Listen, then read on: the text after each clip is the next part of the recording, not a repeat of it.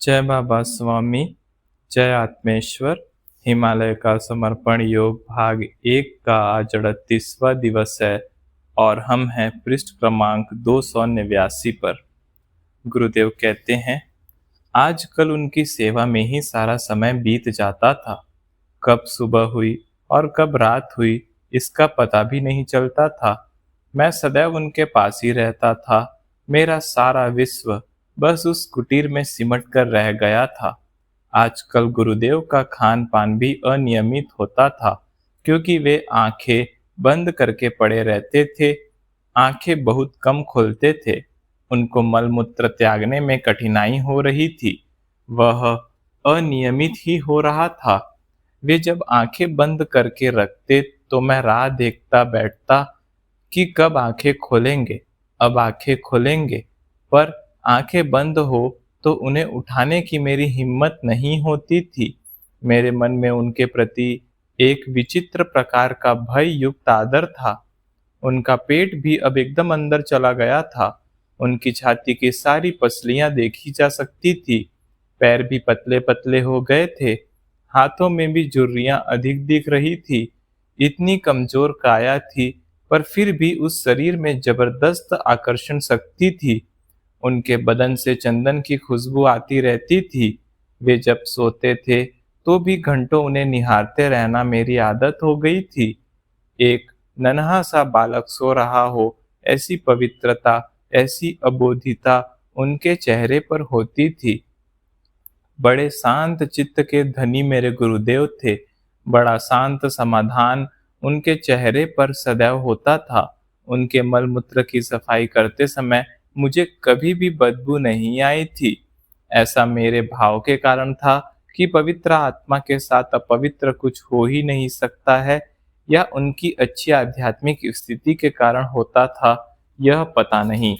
दूसरा, उन्होंने मुझे आश्वासन दिया था कि मैं तुझे बताकर ही देह त्याग करूंगा। इसीलिए कहीं उन्होंने देह त्याग तो नहीं किया, ऐसा विचार भी कभी मन में नहीं आता था।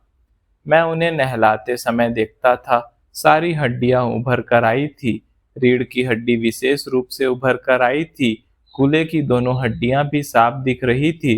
सारा शरीर हड्डियों का ढांचा मात्र रह गया था, कहीं भी मांस नहीं रह गया था। इसलिए मैं नरम नरम घास लाकर उस पर उन्हें बिठाता था, ताकि नीचे का पत्थर उन्हें चुभे नहीं, क्योंकि चुभा तो भी वे बताएंगे नहीं। मुझे मेरा ध्यान नहीं रहता था। मेरा पूरा ध्यान पूरे समय उन पर ही रहता था। मैं उनके सारे शरीर को निहारता रहता था और पूरे शरीर का ध्यान रखता था। आज पैर दबाने बैठा तो देखा पैरों की भी एक एक नस दिख रही थी। उनकी काया कमजोर थी, इसीलिए बड़े हल्के हल्के से पैर दबाता था, कहना ठीक नहीं होगा, सहलाता था। इसी तरह मैं दिन भर उनके सानिध्य में रहता था। ऐसा प्रतीत होता था कि यह शरीर कभी कुछ प्रक्रिया मुझ पर कर रहा है और अपने शरीर आकर्षण से मुझे बांध कर रख रहा है। कुछ तो भी प्रक्रिया उस शांत वातावरण में होती थी। बाहर कभी तेज हवा चली तो पत्तों की आवाज उस शांति को भंग करती थी। फिर थोड़े समय बाद गुरुदेव ने आंखें खोली और कहा, अरे बाबा, ऋण, हत्या और वैर, ये तीनों बातें मनुष्य को चुकानी ही पड़ती हैं। अब देखना, मेरे इस शरीर के माध्यम से तुझे शक्तियां प्राप्त हो गई और तू इस शरीर का ऋणी हो गया है। और वह ऋण भी बाकी न रहे, इसीलिए मैं जीवित रहकर उस ऋण को उतारने का अवसर तुझे दे रहा हूँ, ताकि तू इस शरीर की सेवा कर इस शरीर के ऋण से मुक्त हो सके। क्योंकि मैं नहीं चाहता मेरे शरीर का भी ऋण तुझ पर रहे। क्योंकि तू लाखों आत्माओं का माध्यम है, इसलिए माध्यम तो ऋण मुक्त होना ही चाहिए। माध्यम तो पवित्र होना ही चाहिए। माध्यम तो शुद्ध होना ही चाहिए। जब हम ऋण लेते हैं तो हमें वह इस जन्म में नहीं तो अगले जन्म में चुकाना ही पड़ता है, क्योंकि इस ऋण को चुकाए बिना मोक्ष प्राप्त नहीं हो सकता है। तो फिर इस कमजोर शरीर का ऋण मैं तुझ पर क्यों रहने दूं? मैं उसे भी समाप्त होने देना चाहता हूँ। ठीक इसी प्रकार मनुष्य का वैर भी जन्मों जन्मों तक चलता है। कोई तुमसे वैर रखेगा तो तुम भी उसके साथ वैर रखोगे, और यह वैर भाव चित्त को शुद्ध रहने ही नहीं देगा। और जब तक चित्त शुद्ध व पवित्र नहीं है, परमात्मा की अनुभूति कभी नहीं हो सकती है। वैर भी एक प्रकार का भाव ही है जो चित्त को गंदा करता है। और तीसरी बात है हत्या। तुम किसी की हत्या करोगे, अगले जन्म में वह तुम्हारी हत्या करेगा, फिर उसके अगले जन्म में फिर से तुम उसकी हत्या करोगे। यानी इस हत्या के चक्कर में दोनों आत्माएं फंसकर रह जाती हैं और दोनों को सालों तक मार्ग नहीं मिलता है। यह तब तक खत्म नहीं होता जब तक उन दोनों में से किसी एक आत्मा का वैर भाव कोई महात्मा अपनी साधना की शक्ति से नष्ट नहीं करता है। यह भी एक बड़ी लंबी यात्रा हो जाती है। इस प्रकार ऋण, हत्या और वैर, इनका लेन देन कई जन्मों तक चलते ही रहता है। इसमें फंसना आसान है, पर निकलना उतना ही कठिन है। इसमें फंसा स्वयं की इच्छा से जाता है, पर निकलना स्वयं की इच्छा से नहीं होता है। ऐसा एक तरफा मार्ग इनका होता है। इसीलिए इस शरीर की सेवा करके ऋण उतारने का अवसर दे रहा हूँ, क्योंकि मेरा और तेरा अब अगला जन्म ही नहीं है। हमको हमारे सब हिसाब इसी जन्म में समाप्त करने हैं। इसलिए ऋण, हत्या और वैर के चक्कर से मनुष्य को अपने आप को बचाना चाहिए। मैं सोच रहा था, गुरुदेव मेरा कितना ध्यान रखते हैं। मेरी छोटी छोटी बातों का, छोटी गतिविधियों का भी वे ध्यान रखते हैं। कितना आगे का वे सोचते रहते हैं। वे बोले, यह बात रही शरीर की, लेकिन गुरु तत्व का जो ऋण तुझ पर है वह गुरु कार्य करके ही तुझे चुकाना होगा। जब कभी गुरु तत्व की कृपा में किसी भी साधक को आत्मज्ञान की प्राप्ति होती है, तो वह साधक उस गुरु तत्व का ऋणी हो जाता है और उस ऋण को चुकाए बिना मोक्ष प्राप्त नहीं कर सकता है। इसलिए हमारे शास्त्रों में गुरु कार्य का बड़ा महत्व बताया गया है। गुरु कार्य वह कार्य है जो कार्य साधक किसी को दिखाने के लिए नहीं करता है। साधक गुरु कार्य गुरु तत्व के ऋण को चुकाने के लिए करता है। यह ऋण मैंने गुरु कार्य करके ही चुकाया है और तुम्हें भी गुरु कार्य करके ही चुकाना है। इसलिए गुरु कार्य के महत्व को हमें समझना होगा। गुरु कार्य करके हम गुरु तत्व पर उपकार नहीं कर रहे हैं। गुरु कार्य करके हम गुरु तत्व के ऋण को चुका रहे हैं, ताकि यह ऋण भी बाकी नहीं रहे और यह ऋण भी मोक्ष के मार्ग में बाधा बन न सके। सबका एक ही रास्ता है, मोक्ष का मार्ग, मोक्ष की प्राप्ति। और क्या, यह तेरा कर्म क्षेत्र नहीं है? तू भी कर्म के साथ बंधा है। तुझे भी तेरे कर्म क्षेत्र में जाना होगा। वह क्षेत्र तेरी राह देख रहा है। उस स्थान पर पहुंचे बिना कर्म की शुरुआत ही नहीं हो सकती है। ज्ञान संपादन का क्षेत्र अलग होता है। यह तेरा ज्ञान संपादन का क्षेत्र है। तेरा कर्म क्षेत्र वह क्षेत्र है जिस क्षेत्र में रहकर तूने पिछले जन्म में इच्छा की थी कि इस क्षेत्र का उद्धार हो। उस क्षेत्र में साधना की, उस क्षेत्र में ही पहुंचकर कार्य का प्रारंभ होगा। मैंने अज्ञानता से पूछा, मैं मेरे कर्म क्षेत्र को पहचानूंगा कैसे? गुरुदेव ने कहा, उस स्थान की गुरु शक्ति उस स्थान पर ईश्वरीय अनुभूति करा देगी, तब समझ लेना यही मेरी कर्म भूमि है।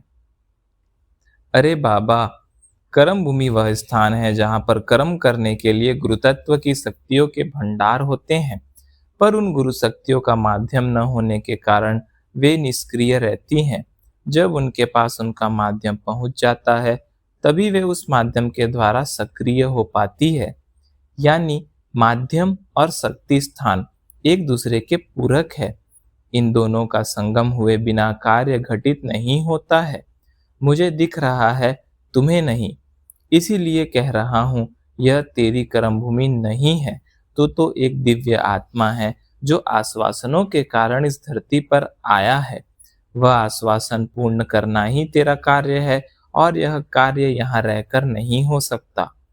तुझे तेरे गुरु स्थान पहुँचना ही होगा, क्योंकि तब तक तेरे जन्म का उद्देश्य ही पूर्ण नहीं होता है।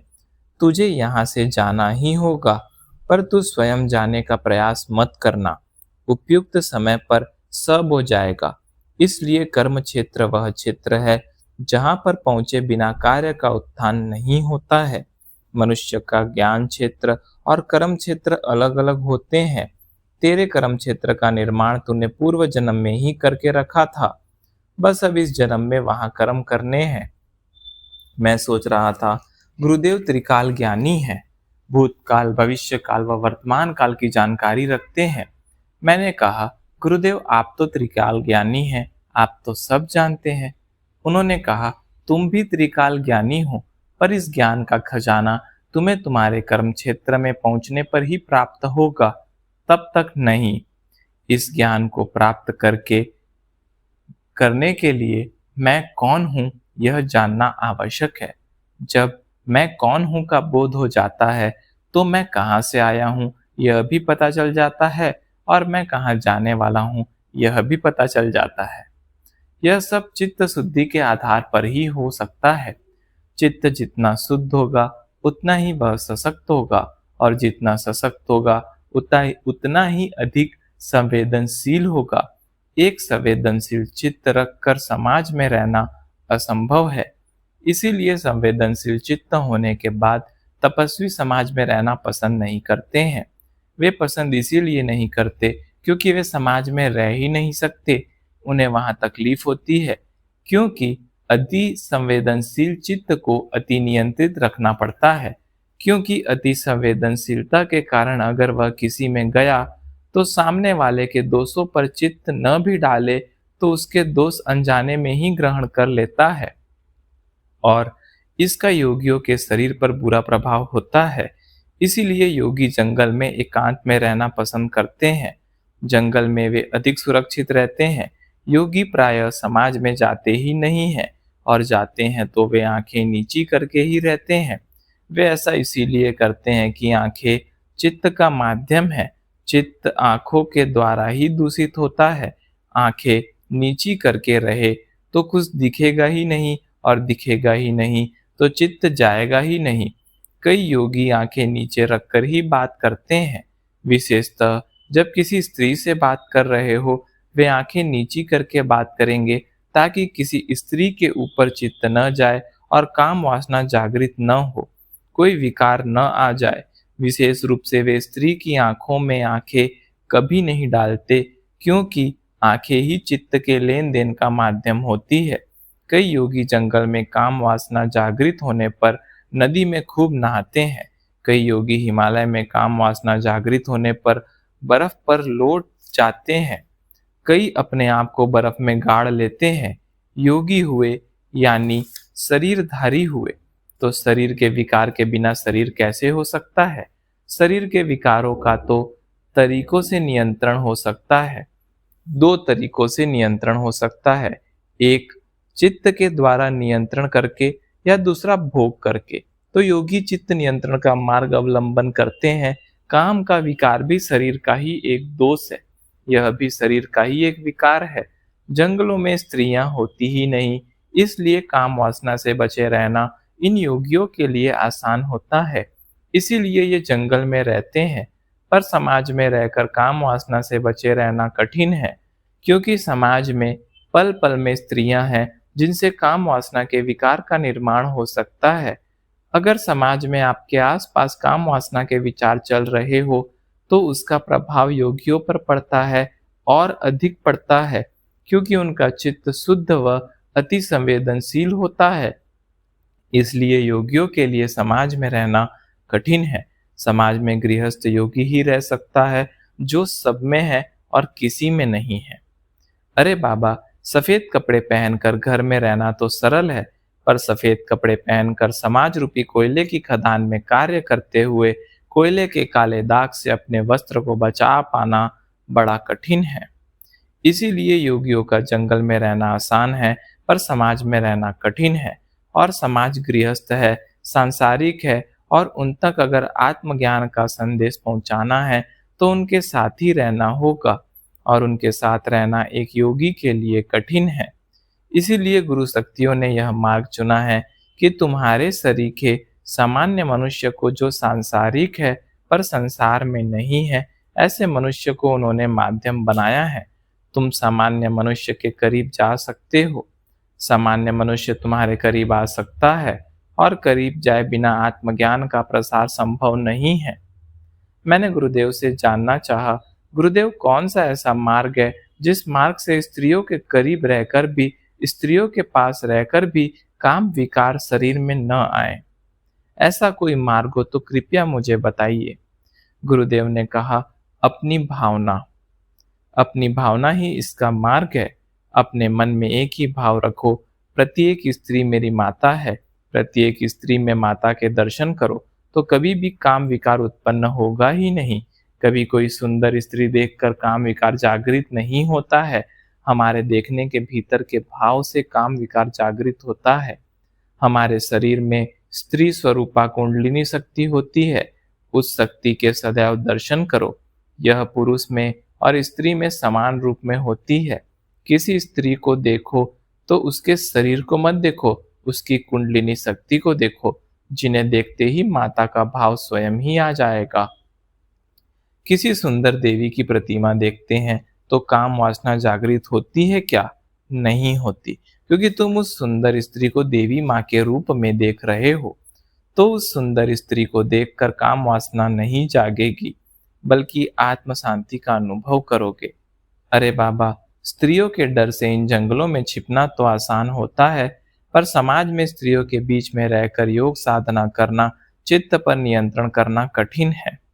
वह तो तेरे जैसा महायोगी ही कर सकता है, क्योंकि इसी कार्य को समाज में जाकर करने के लिए ही गुरु शक्तियों ने तेरा निर्माण किया है। इसलिए समाज में जाकर कार्य कर, और कार्य करते समय प्रत्येक स्त्री में माँ कुंडलिनी के दर्शन कर। यही समाज में रहकर कार्य करने का आसान मार्ग है। ये सब बातें मैं तुम्हें बता रहा हूँ, पर आज से 70 साल पहले मुझे मेरे गुरुदेव ने बताई थी, जब मैं 25 साल का युवक था। तब से 70 सालों से मैं इसी टापू पर रह रहा हूँ, और इन 70 सालों में मैंने तेरे सिवा किसी मनुष्य को नहीं देखा। इस टापू पर आने वाला तू पहला मनुष्य है। तू भी आया नहीं है, मेरे गुरुदेव ने तुझे भेजा है। अब यह सब ज्ञान जो मैंने सालों से संभाल कर रखा था, वह तुम्हें देकर मैं भी खाली हाथ जाना चाहता हूँ। मैं अपने साथ कुछ भी लेकर नहीं जाना चाहता। साथ लेकर जाना उचित मालूम नहीं होता है, क्योंकि यह ज्ञान भी मेरा नहीं है, मुझे किसी के लिए दिया है। फिर किसी के लिए दिया हुआ ज्ञान मैं क्यों मेरे साथ लेकर जाऊं? अरे बाबा, जिन रस्सियों का सहारा लेकर मैं मंदार पर्वत के शिखर तक पहुंचा, अब उन रस्सियों की मुझे जरूरत ही नहीं है, क्योंकि मैं उसके सहारे उच्चतम स्तर तक पहुंचा हूँ। अब उन ज्ञान रूपी रस्सियों को संपूर्ण विश्वास और अनुभव के साथ शिखर पर चढ़ने वाले व्यक्तियों के लिए फेंक सकता हूँ, ताकि वे रस्सियां उनके भी काम आ सके। मैं शिखर पर उन रस्सियों का क्या करूँगा? अब तो कहीं चढ़ना नहीं है, तो ये रस्सियां मेरे किसी काम की नहीं है। अरे, शिखर पर पहुंचे हुए प्रत्येक योगी को अपनी ज्ञान रूपी रस्सियां दूसरे साधक के लिए फेंक देनी चाहिए। अब अपनी रस्सियों का मोह नहीं करना चाहिए। ये रस्सियां वास्तव में मेरी भी नहीं है। किसी सद्गुरु ने शिखर पर पहुंचकर मेरे लिए अपनी रस्सियां फेंकी थी। वे ही रस्सियां मैं भी फेंक रहा हूँ। आत्मज्ञान के शिखर पर ऐसे ही पहुंचा जाता है। ये ज्ञान रूपी रस्सियां तो मेरा ऋण है, जो मैं उतार रहा हूँ। तुझे भी तेरे अंतिम समय के पूर्व यह ऋण उतारना ही होगा। ये रस्सियां किसे फेंकनी है पता नहीं, कौन इन्हें पकड़ेगा पता नहीं, कौन इन्हें पकड़कर चढ़ेगा पता नहीं। बस इतना पता है, जो भी वह होगा, वह इस उच्च शिखर पर चढ़ने वाला साधक होगा। ज्ञान का प्रसार ऐसे ही किया जाता है। वह किसके लिए कर रहे हैं यह पता नहीं होता। हाँ, उस मार्ग पर चलने वाला उसका लाभ ले लेता है। हमने भी ज्ञान रूपी रस्सियां खोजी हैं, पकड़ी हैं, उनसे चढ़ाई की है। ऐसा ही कोई शिखर का खोजी ज्ञान रूपी रस्सी को पकड़ेगा और उससे चढ़ेगा और शिखर पर भी पहुंचेगा। यह सब समय का चक्र है। इस समय के चक्र के साथ सब चलता ही रहेगा। अब मेरे पास भी समय कम है। मेरी एक अंतिम इच्छा है। मुझे उस पहाड़ी के शिखर पर, जो एक ओटलानुमा बड़ी शिला है, उस शिला पर जाना है। वह मेरा गुरु स्थान है। वहां पर मेरे गुरुदेव ने देह त्याग किया था। मुझे अब उस स्थान पर लेकर चल। मैं भी अब गुरु सानिध्य में देह त्याग करना चाहता हूँ।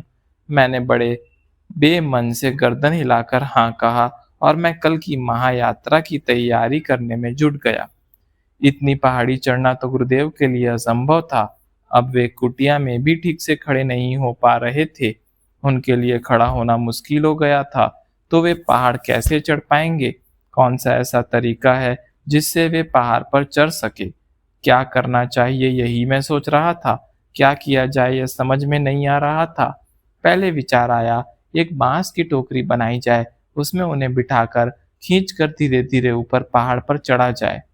पर यह संभव नहीं लग रहा था, क्योंकि पहाड़ पर चढ़ने का कोई रास्ता नहीं था और न समतल जगह थी। झाड़ियां, कांटे हटाकर, लताएं हटाकर मार्ग बनाना पड़ता। इतना घना जंगल था कि दिशा ठीक रखना भी कठिन होता था। क्या करूं समझ में नहीं आ रहा था। उस गुरु स्थान पर मैं ठीक ठीक पहुंच सकूं, इसीलिए कुछ दिनों पूर्व गुरुदेव ने मुझे उस स्थान की यात्रा कराई थी। दूसरा, इस समय यह उनकी अंतिम यात्रा है और मुझे वापिस अकेले आना है। यह सोचकर भी यात्रा का उत्साह नहीं आ रहा था, पर केवल गुरु आज्ञा का पालन करना था और मैं वही कर रहा था। टोकरी में बिठाकर खींचकर ऊपर ले जाना कठिन था, क्योंकि कोई भार ऊपर खींचना कठिन होता है। फिर कुछ सोचकर मैंने कुछ हरे बांस काटे और उन बांसों को छीलकर एक सिंहासन के समान एक टोकरी बनाई और उस टोकरी में सभी ओर पत्ते लगा दिए। बाद में फूल भी लगा दिए और उस लता से 2 फंदे तैयार किए, जो मेरे दोनों कंधों पर अटकाए जा सके। गुरुजी को टोकरी में बिठाकर और टोकरी को पीठ पर रखकर कल यात्रा करने का निश्चय किया। जय बाबा स्वामी, जय आत्मेश्वर।